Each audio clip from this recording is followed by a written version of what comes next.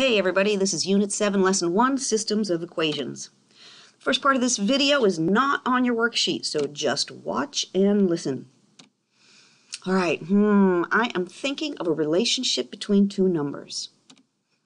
The two numbers add up to 8. So think about it. Can you think of two numbers that add up to 8? I bet you can. I have a feeling that all the people watching this video might think of different possibilities. Answers might vary, and so we could actually use some variables to stand for those two numbers. So let's say that x is going to stand for our first number and y is going to stand for our second number. So if we've got an x and a y, then we could express our answer, our solution to that, as an ordered pair, an xy ordered pair. So let's see a couple of examples. Those are some obvious ones that you might have come up with, but those aren't the only ones. There could be some that are a little bit more unusual, maybe having a negative number in there. Negative 2 and 10 add up to 8. You could have some fractions, decimals in there. So should we try and list them all? Well, that would take until the end of time, so I don't think we should do that. But we could show them all by graphing them. So, whoops. But we could show them all by graphing them. So let's first think for a second, if we could describe the relationship that meets this qualification, two numbers that add up to 8, if we could describe it using an equation, and we can, using our variables x and y. So here's our equation, x plus y equals 8, and so rather than listing all those solutions, we are going to graph them. So here's a graph of all the ones we came up with, and of course there are a lot more, and we're going to show those by connecting those points with a line and putting arrows at each end. So it turns out this is a linear relationship. All right, thinking of another one. What do we have this time? Two numbers are equal to one another. Come up with some? Let's do the same thing. Express the two possibilities as variables. Here are some examples. Probably came up with something like that, and as you just as last time, we have some that are a little bit different. All meeting that qualification. So let's do the same thing. Instead of trying to list every single one, and we're going to graph them. So here's an equation that describes that relationship. X equals y. We're saying the two numbers are equal to one another. And we have, yet again, another linear relationship.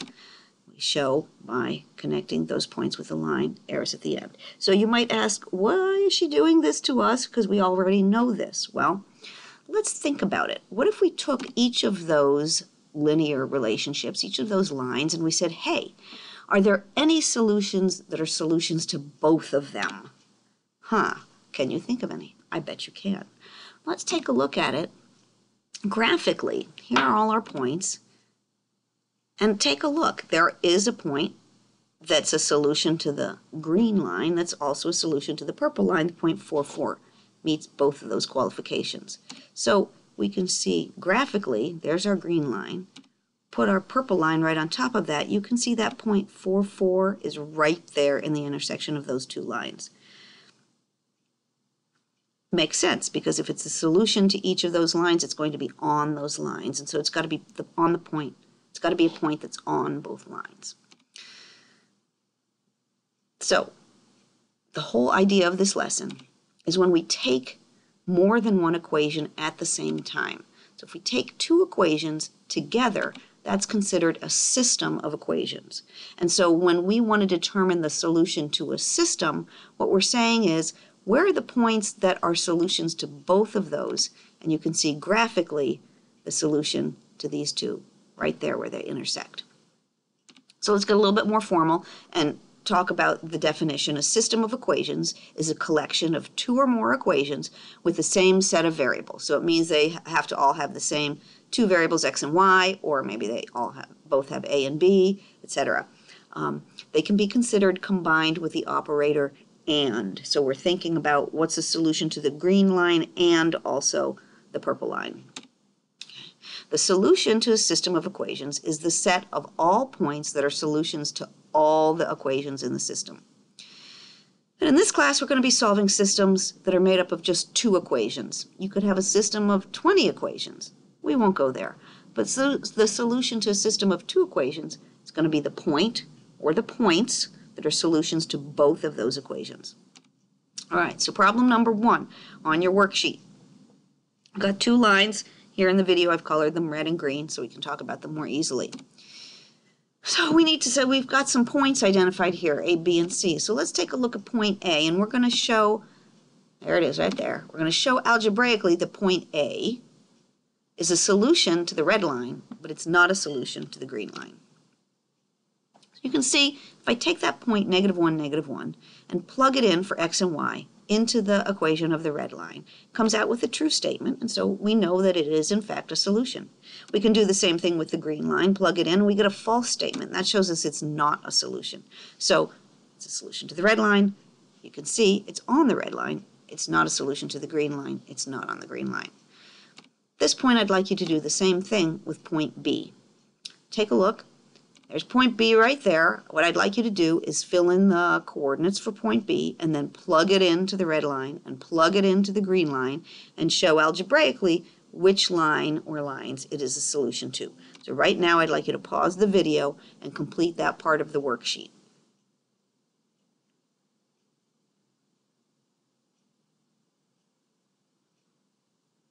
Welcome back. All right, there's point B, 3, 1. And you can see, plugging it into each of those equations, it's not on the red line, but it is on the green line. Let's try it again. Point C. There's point C. Fill it in, plug it into each equation, and see whether we have a solution or not. At this point, pause the video again and give it a shot. Hello. All right. -2, -4 is point C. When we plug it into the red line, boy, that color really clashes with the red. We do get a true statement, and when we plug it into the green line, we also get a true statement. So here's algebraically what we've shown. Point A is a solution to one but not the other. Point B is a solution to one but not the other. Point C is a solution to both. And so that is going to show algebraically that it's a solution to the system of equations. That's the basic idea of what we're doing in this intro lesson. So problems 5, 6, and 7 are going to demonstrate graphically the solution to a system. So I'd like you to take a look at these 3 problems and identify the solution to the system of equations. So go ahead and pause the video and write down the solution to each of these 3. Check in after you're done.